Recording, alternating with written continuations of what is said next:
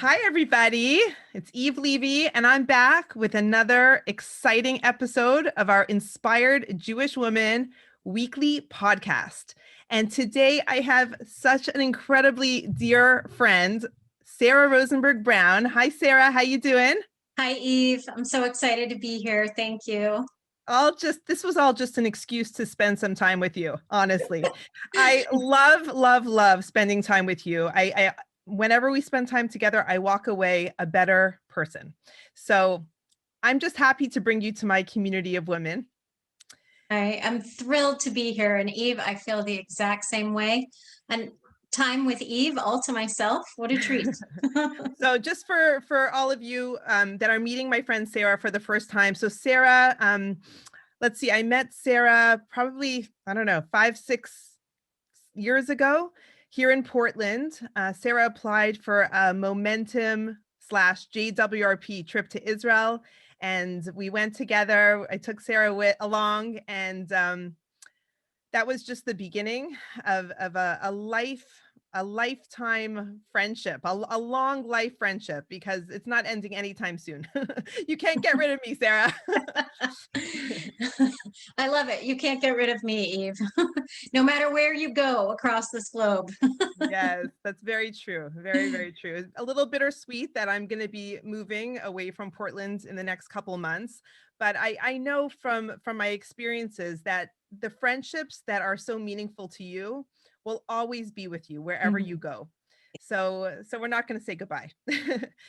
So I'll just give a short bio to Sarah. There's so much to say about her, but Sarah is originally from Albuquerque, New Mexico. And she made Oregon her home 26 years ago. She has a very busy life as a business owner, a parent, a partner, a community volunteer, and she strives to make a positive impact in the world every day. In the fall of 2019, she ended a 10-year run at a nonprofit to set out on a path of self-discovery and find balance and harmony in her life. She sought ways to stay true to herself and to her core values, while also having a successful career. Out of this journey emerged Sarah's positive impact business, Sarah Rosenberg Brown Coaching and Consulting. Woohoo!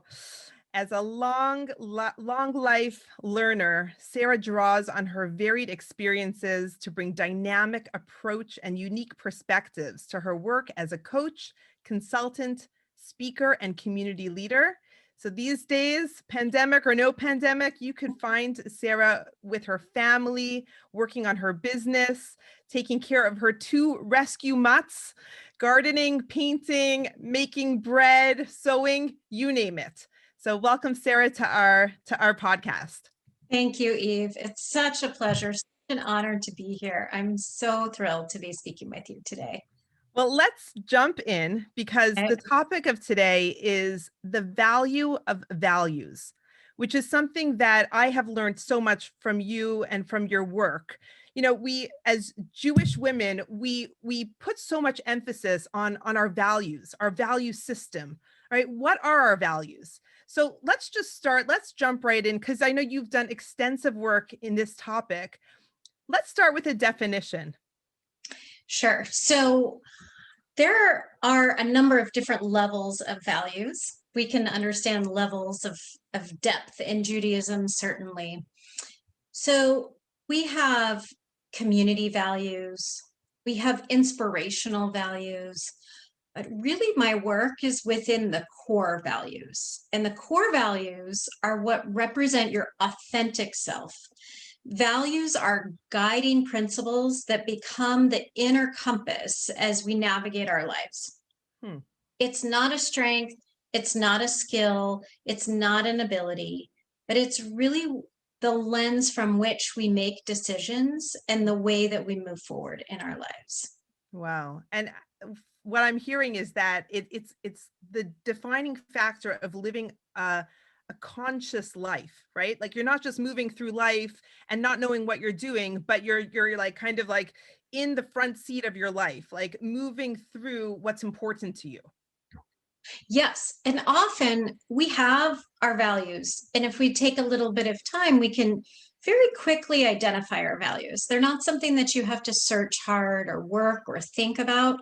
They're really who you are and what what's in your heart. The challenge becomes when we live a life that isn't aligned with our values, or we Mm. take actions that aren't aligned with our values, or when we're clear about our values and they butt up against other people's values, but we haven't had that conversation to say, hey, this is what I'm valuing here. Mm. And the other person says, well, this is what I'm valuing here. And hopefully you can find a way through communication to reconcile that and to move forward together. But often we're over here in existing in our own spaces and we haven't had that communication. I'll Mm. tell you a funny story, funny now. One year, a couple of years ago, long before I started this work in core values, um, the December 31st, January 1st is often a time in my family, the you know the U.S. New Year, the other New Year, where we would talk about our goals and our aspirations, what went well over the past year, maybe what we'd like to change for the coming year. And we have a little notebook and we write those down. And some of them we share and some of them we don't. It's okay.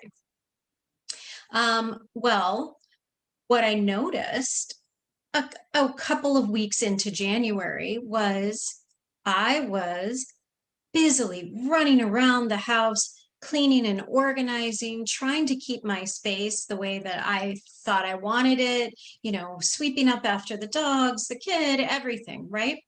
And I look over and I see my husband more often than not sitting at his phone, reading, relaxing, hanging out. Well, I'm sure you can imagine I had a few thoughts, a few feelings about all of that. And I won't go into details, but we had a spirited discussion. But what came out of that discussion really, I believe, set me on this path. He told me that in that time when we were writing down what we wanted for the year, he really wanted to take more time to read, to listen to music, to be calm and quiet and not be racing around because our lives are filled with that. I Mm. was astounded to learn that because on my sheet, I had written cleaning more, organize more, doing this, doing that. Mm. And I saw how our core values or our aspirational values really came in conflict with each other without that communication. But you know what? After that conversation, I saw the value in what he had done for himself, and I adopted some of those behaviors myself. So Wow. now when we see each other sitting and, hanging out, doing nothing, we actually acknowledge that. We ask each other, can I get you a cup of coffee? Do you need a refill on your tea or whatever it is? And we let each other have that space because we know it's so important and a way to regenerate our energy to be able to give to each other and our family. Wow, that's very powerful because we could do that in every relationship in our life. Absolutely. That could be done Absolutely. like at the workforce, with our children, with our partner, our spouse. So yes, that's very it's like an opportunity to go out of yourself and to practice empathy, right? It really is this beautiful opportunity for empathy, for opening your heart to what someone else is, right? Just because you're this way and that's your goal does not mean that is the way. That is your way right now, right? So that was very I think a lot of women listening to this could really relate because very often we go into judgment mode on the people in our lives. Probably the people that we love the most, we judge the most, right? Our inner circle. Absolutely. Absolutely. Yeah. Yeah. Yeah. So it really, as you said, it opens the door to empathy. And so instead of standing in a place of judgment, I can now stand in a place of curiosity. Well, okay, I don't understand why they're doing that, saying that, thinking that, being that way. I don't even like it, but let me be curious about what's behind that. Right. And and astounding things come from curiosity, certainly, rather than judgment. There was a time in my life that I left a job. It was a position that I held, and I remember being in the space where I didn't feel that my values aligned with the values of the place that I was working in. And I remember like saying, I need to leave. Like it's in my integrity to get up, to move on, because that is not my value system. So I could see how we could practice empathy, we could make space, but there's also standing in your truth and standing in who you are. And sometimes we can't really work together because our values are what define us. And I'm sure it gets complicated in many relationships, in our parenting, and in our just being a person out there in the world, that we meet people that their values don't resonate with us. So how do we work through that? Such a great question, Eve. And you read a little bit of my bio, which points to me leaving a job, and I'll tell that story a little bit to help answer that question. I think um, for me, the job that I was at wasn't just a job. I'm a lifetime member of this organization. It's and my great grandmother, my grandmother, my aunt were all involved in this organization. So I felt an incredible sense of loyalty and Mhm. duty to continue in this job. But as I worked with a coach that I got as a nonprofit leader, I got a pro bono coaching session, which ended up helping me leave my job. I don't know. My boss knows that, but that's what happened. She really helped me identify for myself my values, the actions that I wanted to take to realign my life with my values, with my goals, and really with my true self. Hmm. And what I saw was my time there was complete. I Hmm. wasn't leaving upset. I wasn't leaving in a huff. I chose to leave in a powerful way. I gave many, many weeks of notice. I wrapped up all the projects. I organized all my files. And and even more than that, I was able to I didn't pass on the job, but the person who took my position was someone that I had worked with and mentored for many years. So I knew through working with my coach and asking the questions of myself that it was time. And it wasn't that what they were doing wasn't good and was didn't serve a purpose. It just wasn't my purpose anymore. And I think it's okay for us. It is okay for us to say, I'm done with that. And now I need to move on to something else. As we grow and change, we aren't the same people we were yesterday. We certainly aren't the same people we were 10 years ago, or before we were married, or before we had children, all of those things. Right. And it's so we honor our authentic and true self of who we are now. And you know what? I hope I'm not the same person I am in 10 years. I'm going to have learned and grown and gained wisdom over the next 10 years. So, Wow. Wow. Thank you for um, sharing that. And I find it very, very telling. The question of what are your values? Like, who are you? Right? Just bringing it back to like a very core, like your internality, like what makes you tick? What are you all about? Yesterday, I was having a conversation with one of my children's principals, and mhm, he asked me the same question. He said, "What core values are you trying to pass on to this child?" And it's just this like question that makes you stop and think and reevaluate and maybe take stock, because sometimes maybe we're a little bit, we're kind of veering off of what is the most important thing for us. Like, what is it? What are we doing this? Why are we sending our kid to the school? What do we want? What do we want to get out of this? So it's just like taking a step back, taking pause, being very, very present in the moment. And also, as you said, realizing that you're not the same person that you were a couple of years ago, even yesterday, right? We're always changing. So it's really, this is an important conversation to think about.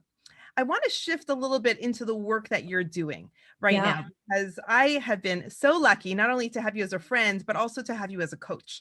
And our time that we've spent together was so impactful. I felt like I grew 3 inches just in our hour and a half session. It's a tremendous gift what you give to your clients by helping them find their truth, their Mhm. answers. Like, it's all within us. We just need to have someone maybe to ask the right questions, or to help, like, look over there, and you're like, wow. So tell me how you use this powerful tool of values, of examining values, to help people move forward in their lives. Uh, Eve, thank you so much. What you just said is the best review anyone could ever get. Yeah, it's true. Well, I actually credit you with opening a door for me that has led me on this path through our travels, through your incredible retreats that you've put together, and through your belief in me when I wasn't always able to see what you saw. Mm. In fact, even inviting me on this podcast, I think you invited me first like 9 months ago. And I thought, I don't have anything to offer. What could I offer? But you kept asking. And you are the type of person, you're the person in my life when you ask something or say something, I know it's the truth. Mm. So, in essence, you have been coaching me for a number of years. You just didn't know it. And through opening that door for me, through all these different experiences and these opportunities to explore what was important to me, I have become a coach. And I feel in every coaching session that I am truly fulfilling my life's purpose. I don't have the answers. And that is not the purpose of the coach. As you said, the purpose of the coach is to open a door and to create and hold a safe space, and really coming to it with the attitude that the person you're working with is whole and complete, and they're resourceful. They have all the tools that they need. Um, they lead the way. As a coach, I might give some options, some choices, but it's really up to my client to choose which way they want to go. And it's incredible to watch what happens when someone is just given a few minutes to choose where they want to go. What happens? Amazing things, unexpected things, great things come out of that. Um, and so together we create this experience, this relationship. And then, as important as any of that, I, as a coach, am committed to being a lifelong learner, to grow and to offer my best self always. It doesn't mean I offer the answer or the suggestion or that type of thing. That's not my role. I do that as a big sister and as a mom and all of that. But as a coach, that's not what I do. And people come up with the solutions to their own problems. They come up with ways to move forward with things that they've been stuck with for years, or stuck around for years. And I'm so inspired by your background. It's just like full of light and joy. Even more exciting, people create things. It's that they never thought was possible, and they start making them happen. They have action around them. And I mean, I am a product of coaching. Absolutely. I worked with a coach. I worked with a coach to figure out what I wanted to do next. I continue to work with a coach myself to continue to grow and learn and come up with what's next for me. When we spent some time together, we went through some very basic, I think probably 10 or 12 areas of life. And Yeah. we rated them. Like, how are we doing over here? How are we doing with our family, our wealth, our career, our environment, our romance, social life, spirituality? I'm just reading off some of my Yeah. notes over here. Growth and Yeah. learning, right? Enjoyment. And that was it was very interesting for you to kind of give space to where we wanted to go, like which ones were the 4 5s and which ones were the 8 9s. Like, that's doing great, which was also, I can't even describe the feeling of joy and relief I felt after a session with you. I think I walked in with the world on my shoulders. That's what it Yeah. felt like to me. And Mhm. coming out an hour and a half later feeling like, you know what, I could do this. I am doing it. And I could go further, right? These are the areas. It's not so overwhelming. I don't need to take them all on at once. I just need to go one step in front of the other, one foot in front of the other. Slow and steady wins the race. So much is happening already, and I could push myself a little further. And I don't know what it is. Maybe it's just because you're extremely gifted at what you do, but there was the gift of making space for someone else. There were times in our session that you said, "Would you like some more space to discuss this or to go further into this?" And having that, like, yes, no, I'm okay with that. Let's move forward. Like, just being like so in charge, so in control of where you want to go, steering your life in a way, when in reality there's so much that is out of control in our lives, right? There's just so little that we are in control of. So I felt that for this hour and a half, I was holding the reins and I was guiding this session, and I was going, like, sometimes we're like rock bottom and like we could like hang out over there, or we could just like go up and out and onward. And that's how I felt after our time together. I felt strengthened in who I am and what I'm trying to accomplish and achieve in my life. And I just felt a lot of energy to move forward. That it's lovely, Eve. You're taking words out of my mouth here. So much of what you experienced is exactly what coaching is all about. I feel that I've been called to this and that I have some unique skills and wisdom to bring to this. But it's a philosophy and it's a process. A couple of things that you mentioned that I really wanted to reiterate. You said you felt so much gratitude and just seeing where things are working for you. I don't know what it is about the human mind. I'm sure there is science around why we tend to focus on the negative and why we'll play that negative conversation, or I should have said this or I shouldn't have done that, over and over. And we don't give, and that's a moment in our lives, and we don't give all the things that are working well the airtime that they really need.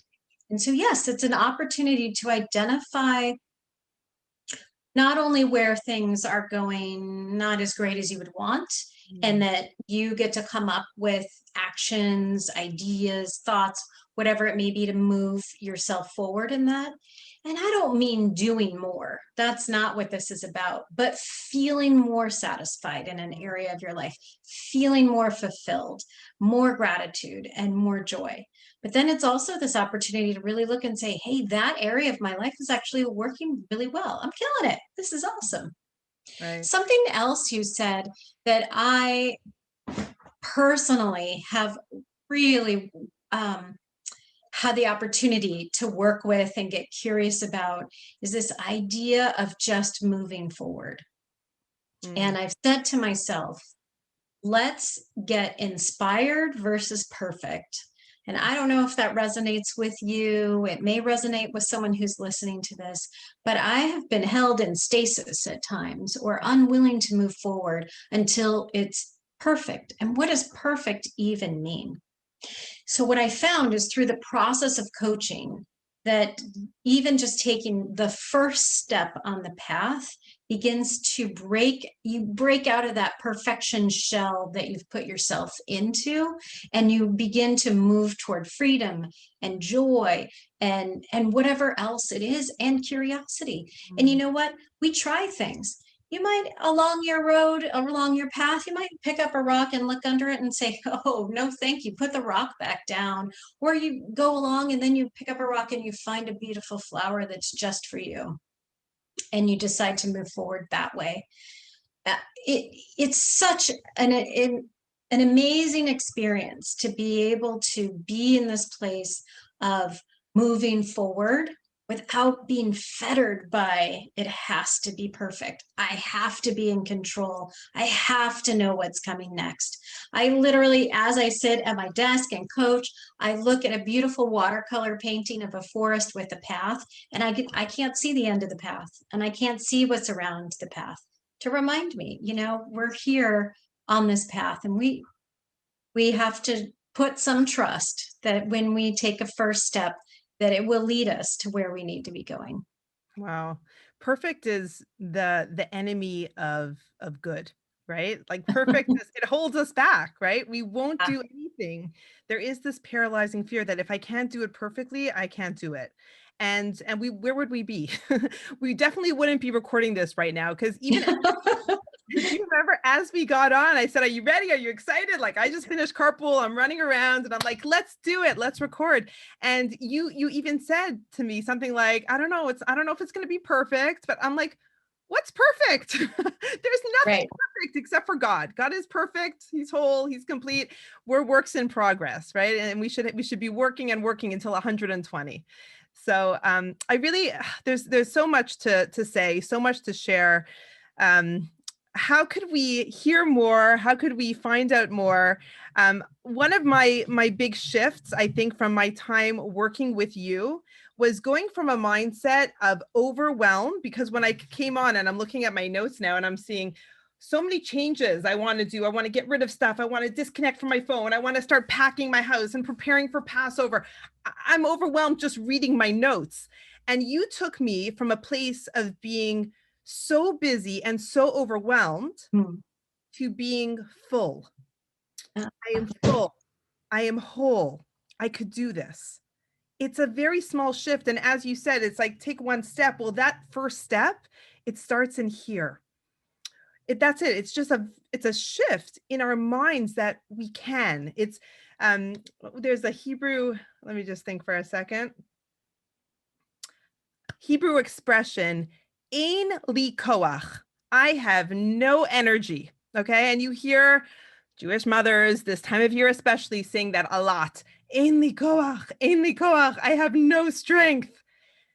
Take that 3 words and change that first letter to a taf. It says tein li koach. Give me strength. One little letter changes everything. We have so much on our plates, and we have a lot. Okay, Jewish women, we are professional jugglers. We have so much going on, and we feel depleted at times. We feel as if our cup is half full, but we know that we can't give from that place. So we need to make that shift in our minds, in our intentions, maybe in our spirituality. Like, take that pain and turn it into a prayer. I have no strength, so God, my higher power, give me strength. It's a small shift, and that's the work that you do. You make that shift happen for people, right? Taking them from where they're at and saying, you got this. You got this. So Sarah, tell us how we could find you, how we could learn more. Well, I have a website, which is sarahrosenberg.com. You can learn more there. And it will actually link you to, it might eventually link you to this podcast one day. It will link you to a self-discovery form that you can fill out, and then perhaps schedule an appointment if you'd like to begin with a discovery session, which is the first the first step in a coaching relationship, a coaching program. And you can also learn more about the consulting work that I do, the public speaking. You can see a video that I did on values, the value of change, actually, which I put together with the Peak Fleet, which is a company that I've consulted with during the pandemic, during 2020. And you can contact me that way. Yeah. Okay, that's amazing. Yeah. I just want to talk for a minute. If I could go into the life coaching seat for just 1 minute Sure. and coach you. I know that there are great things that Sarah Rosenberg Brown still has inside of her that she has yet to give the world. And just hearing your dreams and making space for them, I'm excited. I'm so excited for the women in our community and beyond to get something very special from you in the coming months and years. Will you tell us a little bit about your dream and what you'd like to manifest in this world? Yes, Eve, thank you. Thank you again for opening the door. So I have had a little seed in my mind about a big dream. And seeds, well, Eve knows I love analogies. Seeds represent potential growth, generations of growth and lifetime. But on their own, in the dark, untended to, they're waiting. And I have had a seed that has begun the process of coming to life, of being nurtured, of actually having light shined on it. And I can't tell you why I didn't want to voice the dream or didn't think it was possible. It just wasn't the right time. And so my big dream is to work with Jewish women who, a combination of Jewish women. I live on the east side of Portland where there's many, many Jewish women, but we don't have a lot of places to come and meet each other and whatever it is. But I know they're out there. And so some of those Jewish women, whether it's in the east side of Portland or wherever it is in the world, know that they're Jewish. They have a Jewish spirit. They live their lives with the Jewish values, but they don't feel connected to Judaism. And often they seek other places to be fulfilled spiritually. Then we also have Jewish women who are very much living the life of Torah and in a Jewish community, but they're disconnected from nature. And my dream is to bring these groups of women together in nature to explore how Judaism is so inherently connected to nature and the cycles of nature, the cycles of our calendar, our holidays, our rituals, our values, our food are all based in nature. With the hopes that the people who feel disconnected from Judaism come back to it through their love of nature. And those who are very connected to Judaism see how they are interconnected to this bigger world and to our natural world. And ideally, these women would find soul sisters within each other, lifelong friends like you and I have, and move forward in their lives and go forward and make the impact that they want to make and do much of the same work that you're doing. The work that you and I got to do together has changed and impacted my family, my community for the better in ways that I don't know that any of us will actually ever know. And so that's my dream. It might start with a hike and a talk about Tu B'Shvat. I don't know what it's going to start with, but the seed has been planted, it's been watered, and it's beginning to take root. And I'm very excited about that. Wow, I am so proud of you. And I told you I will fly back to Portland to come to your first big event because Thank you. cheerleader, and I know that this is so needed right now. And when we spoke about it, and you were even scared to like voice your dream, and you said, like, do you think women need this, want this? Like, do you think this would talk to like women in the religious world? I was jumping out of my seat, and I was driving in my car when we spoke. But I said, yes, we need this so badly. And when you have this dream inside of you, you need to bring it out into the world.